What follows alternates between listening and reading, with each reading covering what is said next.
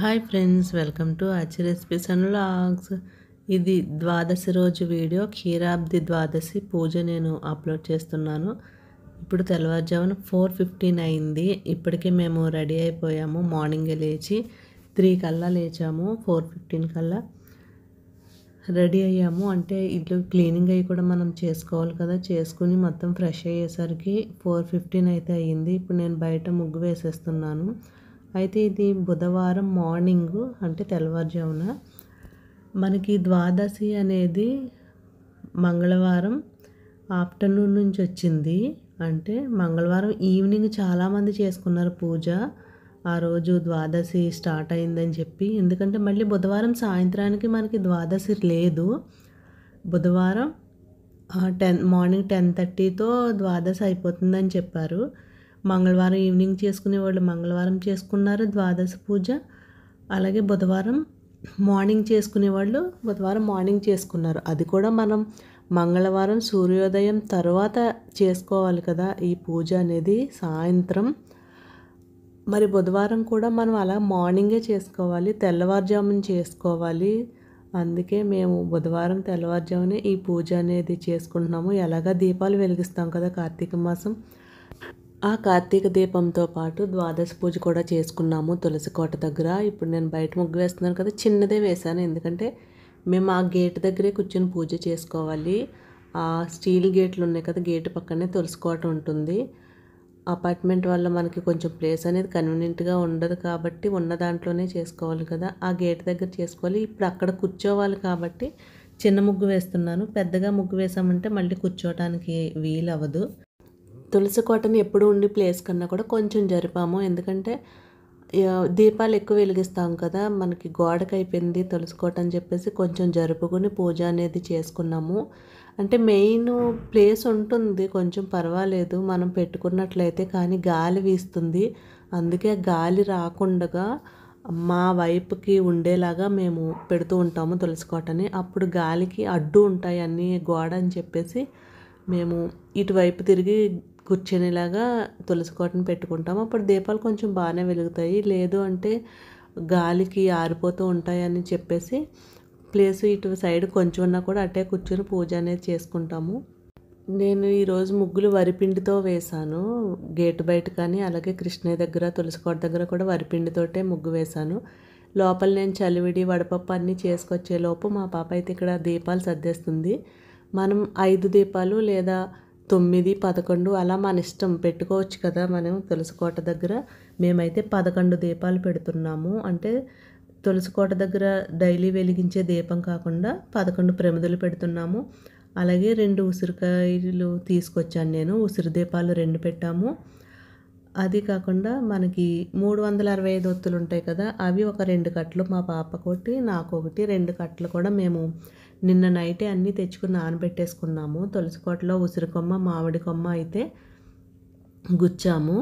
గుచ్చిన తర్వాత తులసి కోట పూజ ఫస్ట్ చేసేసుకుని తర్వాత ఈ దీపాలన్నీ కూడా వెలిగించాము. ముందే ఇలా రెడీ చేసి పెట్టేసుకోవడం వల్ల పూజ అనేది బాగా జరిగింది, తొందరగా అయిపోయింది. ముందే అంటే నేను లోపల పని అంతా చేసుకొచ్చేలోపు ఇక్కడ మా పాప అయితే సర్దేసింది. తమలపాకుల మీద ప్రమిదలు అనేది పెట్టింది. మనం విడిగా ప్రమిది పెట్టకూడదు కదా, కింద ఏదో ఒకటి పెట్టాలి. తమలపాకన్నా పెట్టాలి, లేదా ప్రమిది కింద ప్రమిదైనా పెట్టాలి. కొంతమంది పల్లెటూరులో అయితే కొంచెం ఇసుక వేసి ఇసుక మీద ప్రమిదలు కూడా పెడుతూ ఉంటారు. అలాగా తమలపాకుల మీద ప్రమిదలు పెట్టేసి ఆవు నేతిలో నానబెట్టిన ఒత్తులన్నీ కూడా వేసేసింది. అలాగే దీపం, కార్తీక దీపం వదలడం కోసం అరటి డొప్పల్లో 5 ఒత్తులు, నానబెట్టిన ఒత్తులు కూడా వేసేసుకుని రెడీగా ఉంచుకున్నాము. ఈ తులసి కోట దగ్గర ఈ పూజ అయిన తర్వాత అన్నీ కూడా వెలిగించాలి. నేను నార్మల్ డేస్లో పూజ చేసినప్పుడు పొడుగు ఒత్తులు ఉంటాయి కదా, అవే వాడతాను. ఎందుకంటే అవి మనం దేవుడి దగ్గర కుందుల్లో వేసి ఆయిల్ వేసినప్పుడు అవి అయితే నిలిచి కాలుతాయి, ఎక్కువసేపు ఉంటాయి, వెలుగుతూ ఉంటాయి ఎక్కువసేపు. ఈ కార్తీక మాసంలో అయితే పువ్వొత్తులు అంటారు కదా, బొడ్డొత్తులు అని కూడా అంటారు, ఇవి యూస్ చేస్తారు కదా అందరూ. నేను కూడా ఇవే, అంటే ఆవు నెయ్యిలో ముందే కొన్ని ఒత్తులు మనం నానబెట్టేసుకున్నాము అంటే కార్తీక మాసం స్టార్ట్ అయినప్పుడు చక్కగా ఎక్కడ దీపం పెట్టాలన్నా కూడా ఆ ఒత్తులు అనేవి ఉపయోగపడుతూ ఉంటాయి. ఇప్పుడు మాత్రం పువ్వొత్తులే బాగుంటాయి. ఆవు నేతిలో నానబెట్టి వెలిగిస్తే మనం ఉసిరికాయ మీద వెలిగించాలన్నా లేదు అంటే ప్రమిదల్లో పెట్టాలన్నా కూడా ఆ పువ్వొత్తులతోటి వెలిగించుకోవచ్చు. మనం వదులుతూ ఉంటాం కదా కార్తీక దీపం, ఇంటి దగ్గర అయితే ఇలా పళ్ళెంలో వదిలేసుకోవచ్చు. అదే గోదావరి అక్కడ కూడా వెలిగించుకున్నామంటే చక్కగా అరటి డప్పల్లో పెట్టచ్చు. ఇంటి దగ్గర అయితే నేను కొబ్బరి చిప్పలో అయినా వేసేస్తూ ఉంటాను. కొబ్బరి చిప్పలో వెలిగించి ఈ పళ్ళెంలో వదులుతూ ఉంటాను. ఇప్పుడు ద్వాదశి పూజ కదా అరటి డప్పలు దొరికినవి. ఎందుకంటే ఉసిరికొమ్మ కోసం వెళ్ళాను నేను నిన్న ఈవినింగు. ఉసిరికొమ్మ కోసం వెళ్ళినప్పుడు అక్కడ అరటి డప్పలు కూడా ఉన్నాయి. సరే అని చెప్పేసి నేను తీసుకొచ్చాను. ఈ ఉసిరికొమ్మ ఒక్కొక్క రేటు చెప్పారు నిన్న అక్కడ. కొంచెం ఉసిరికాయలు చిన్న చిన్న ఉసిరికాయలు ఉన్న కొమ్మ ₹1.80 ఒక కొమ్మ.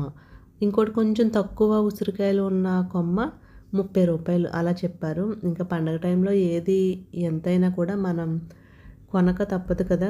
ఆ ఉసిరి కొమ్మ అయితే తీసుకొచ్చాము. బయట ఉసిరి చెట్టు ఉంది, కానీ కార్తీక మాసంలో ఉసిరి చెట్టుకి మనం దీపం పెట్టి ఉసిరి చెట్టు కింద భోజనాలు చేస్తాం కదా. అలాంటప్పుడు ఆ ఉసిరి కొమ్మని తుంచటం ఎందుకు, బయట ఎలాగ అమ్ముతారు కదా అక్కడ కొందాము అని చెప్పేసి నేను ఈవినింగ్ పువ్వులు, ఉసిరి కొమ్మ, అలాగే ఈ పూజకు సంబంధించినవన్నీ కూడా కొన్ని తెచ్చేసుకున్నాను. ఇప్పుడు పూజలో అన్నీ కూడా వెలిగిస్తున్నాము. ఒక్కొక్క ప్రమిది కూడా ఒక్కొక్క ఒత్తు, కొన్ని నేను కొన్ని మా పాప వెలిగిస్తున్నాము. ఉసిరి దీపం అయితే చెరొకటి వెలిగించాము. అలాగే 365 ఒత్తులు కట్ట ఉంది కదా, అది కూడా చెరొకటి వెలిగించాము. అరటి డొప్పలు కూడా చెరొకటి వెలిగించి ఆ పళ్ళెంలో వదిలాము, ఇంటి దగ్గరే కాబట్టి. మిగతా ప్రమిదలు 11 ప్రమిదలు కూడా నేను కొన్ని తను కొన్ని అలా వెలిగించుకున్నాము. ద్వాదశి పూజ అయితే ఇలా తెల్లవారుజామునే మేము చేసుకున్నాము.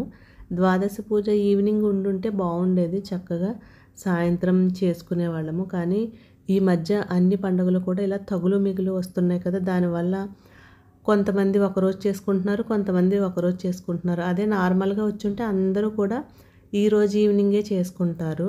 తగులు మిగులు రావటం వల్ల ఒక్కొక్కళ్ళు ఒక్కొక్కలాగా అనుకుంటారు కదా. మనం ఎవరో ఒకళ్ళు చెప్పిందే వినాలి. ఒకళ్ళు ఒకలా చెప్తారు, ఒకళ్ళు ఒకలా చెప్తారు. కాబట్టి ఏదో ఒకటి ఫాలో అవ్వి ఆ టైంకి అలా చేసేసుకోవటమే. నిన్న కొంతమంది కొన్ని మాటలు ఫాలో అయిన వాళ్ళు నిన్న చేసేసుకున్నారు, ఈరోజు కొంతమంది చేసుకున్నారు. అది తప్ప మనం అన్నీ విన్నాము అంటే ఈ రోజా రేపా అని కన్ఫ్యూజ్ అయ్యి మన పూజ కూడా చేసుకోవటం అనేది వీలవ్వదు. అందుకే ఏదో ఒకటి విని దాని ప్రకారమే మనం ఫాలో అవ్వాలి. ఇప్పుడు ప్రమిదలన్నీ కూడా వెలిగించాము. గాలి వేస్తుంది, కానీ మేము ఇటు సైడ్కి పెట్టడం వల్ల కొంచెం అడ్డుగా ఉంది కదా, తులసికోట అడ్డుగా ఉంది. అలాగే కొంచెం గోడకి దగ్గరగా పెట్టాము. అవన్నీ కూడా అడ్డుగా ఉండటం వల్ల గాలి వేస్తుంది, కానీ పర్వాలేదు. దీపాలు అయితే రెపరెపలాడుతున్నా కూడా వెలుగుతూనే ఉన్నాయి.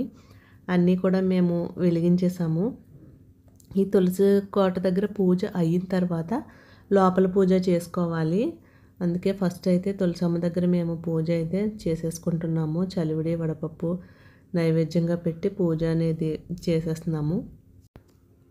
అక్కడ ఉన్న ఉసిరి దీపాలు అన్నీ వెలిగించిన తర్వాత ఇక పక్కన ఇత్తడి పళ్ళెం పెట్టుకున్నాం కదా, ఆ పళ్ళెంలో వాటర్ వేసుకుని వచ్చి దాంట్లో కొంచెం పసుపు, కుంకుమ, అక్షింతలు, అలాగే కొన్ని పువ్వులు వేసి దీంట్లో అయితే అరటి డప్పల్లో వెలిగించిన ఈ దీపాన్ని వదులుతున్నాము.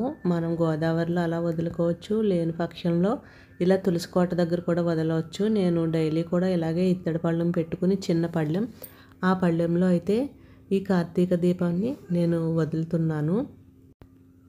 2 దీపాలు కూడా ఈ అరటి డప్పలతో ఈ ఇత్తడి పళ్ళెంలో వదిలాము కార్తీక దీపాల్ని. ఇక తర్వాత కొబ్బరికాయ అయితే కొట్టి ఈ పూజకి హారతి ఇచ్చి దేవుడికి ఇక బయట పూజ అయితే అయిపోయింది. ద్వాదశి పూజ మనం ఇలా చక్కగా చిన్న పళ్ళెం లాంటిది పెట్టుకున్నాము అంటే మనం ఆ ఒత్తులు అనేది దాంట్లో పెట్టుకోవచ్చు. ఈ అరటి డొప్ప లేకపోతే కొబ్బరి చిప్పలు అయినా సరే మనం కార్తీక దీపాలని వదులుకోవచ్చు ఇలా పళ్ళెంలో. అంటే కొబ్బరి చిప్పలో ఉన్న కొబ్బరి తీసేస్తాం కదా, ఆ చిప్పని మనం ఉంచుకున్నట్లయితే చక్కగా ఆ చిప్పలో కూడా దీపాలని వెలిగించుకోవచ్చు. ఇక దీపం వెలిగించిన తర్వాత కొబ్బరికాయ అయితే కొట్టి హారతి ఇస్తే ఈ తులసి కోట దగ్గర పూజ అనేది పూర్తవుతుంది. కొబ్బరికాయ అయితే కొట్టేస్తున్నాను. ఇక్కడ తులసి కోట దగ్గర పూజ అయిన తర్వాత లోపల పూజ కూడా చేసుకోవాలి. మార్నింగ్ 3కి లేవడం వల్ల చక్కగా పూజ అనేది తొందరగానే అయిపోయింది, ఎర్లీగా. మనం కొంచెం లేట్గా లేచామంటే మళ్ళీ మనకి పూజ అనేది లేట్ అవుతుంది కదా. ఈ పూజ టైంలో అలారం పెట్టుకుని అయినా సరే తొందరగా లేవటం వల్ల మనకి టైంకి అయిపోతాయి ఏ పూజ అయినా సరే. కార్తీక దీపం కూడా మనం చీకటి ఉండగానే వెలిగించుకుంటూ ఉంటాం కదా, తెల్లవారుజామున చుక్క వెళ్ళకుండా వెలిగించుకోవాలి. వెలిగించిన తర్వాత మనం చుక్కను చూసి దండం పెట్టుకుంటాం కాబట్టి కార్తీక దీపం కూడా డైలీ చుక్క వెళ్ళకుండానే మనం వెలిగించేసుకున్నట్లయితే బాగుంటుంది. ఇప్పుడు బయట పూజ అంతే అయిపోయింది. చూసారు కదా, చక్కగా ఒత్తులన్నీ కూడా బాగా వెలిగినాయి. ఇక 365 ఒత్తులు అయితే వెలుగుతున్నాయి. అలాగే పళ్ళెంలో వదిలిన దీపాలు కూడా బాగా వెలుగుతున్నాయి. బయట పూజ అయితే అయిపోయింది. ఇక ఇప్పుడు వెళ్ళి లోపల పూజ స్టార్ట్ చేసేస్తాము. పూజ గదిలో కూడా అన్నీ రెడీగా పెట్టుకోవడం వల్ల లోపల పూజ గదిలో పూజ కూడా అయిపోయింది. అక్కడ కూడా చల్లివిడి వడపప్పు అరటిపళ్ళు పెట్టి మేము లోపల కూడా పూజ అనేది చేసుకున్నాము. ఓకే ఫ్రెండ్స్, పూజ అయిన తర్వాత నేను ఏం చేస్తున్నాను అంటే ఇక్కడ యాపిల్ జ్యూస్ చేస్తున్నాను. ఎందుకంటే ఈరోజు ఫాస్టింగ్, నేను మా పాప కూడా ఉపవాసం అయితే ఉంటున్నాము, ద్వాదశి ఉపవాసము. ఇక ఇంట్లో ప్రస్తుతానికి వంట అయితే చేయనవసరం లేదు, ఎందుకంటే మా వారికి కూడా బయట భోజనాలు ఉన్నాయి. నేను నార్మల్గా యాపిల్ కట్ చేస్తాను, మిక్సీ జార్లో వేసి కొంచెం షుగరు పాలు వేసి దీన్ని అయితే జ్యూస్ చేసేస్తున్నాను. ఫస్ట్ పాలు వేయక ముందు ఇలా పేస్ట్ చేస్తాను, మెత్తగా మనకి ముక్కల్లాగా ఉండకుండా ఇలా పేస్ట్ చేసుకున్న తర్వాత పాలు వేసి యాపిల్ జ్యూస్ అయితే చేసి ఫ్రిడ్జ్లో పెట్టేస్తున్నాను. ఒకవేళ ఈవినింగ్ టిఫిన్ చేసినప్పుడు అది మనకి ఈ జ్యూస్ తాగితే ఉంటుంది కదా అని చెప్పేసి నేను ముందే చేసి ఫ్రిడ్జ్లో అయితే పెట్టేస్తున్నాను. ఓకే ఫ్రెండ్స్, ఈరోజు వీడియో అయితే ఇది. క్షీరాబ్ది ద్వాదశి పూజ అయితే నేను ఎలా చేసుకున్నాను అనేది ఈ వీడియోలో అప్లోడ్ చేసేసాను. ఈరోజు మార్నింగ్ అయితే చేసుకున్నాను, అంటే బుధవారం మార్నింగు. ఈ వీడియో బహుశా రేపు అప్లోడ్ చేస్తానేమో, Thursday. Okay friends, thanks for watching.